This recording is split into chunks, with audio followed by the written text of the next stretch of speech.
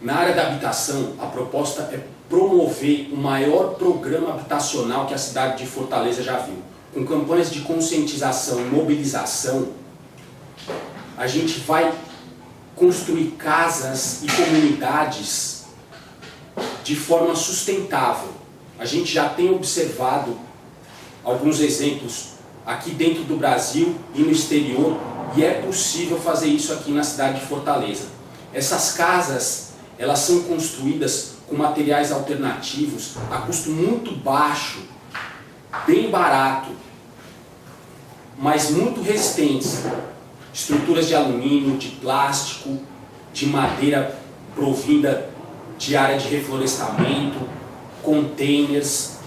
E essas casas, como elas são construídas com ideal de sustentabilidade, elas são autossuficientes, elas produzem a sua energia elétrica e processam o seu tratamento de esgoto. Vão desonerar o município desses serviços.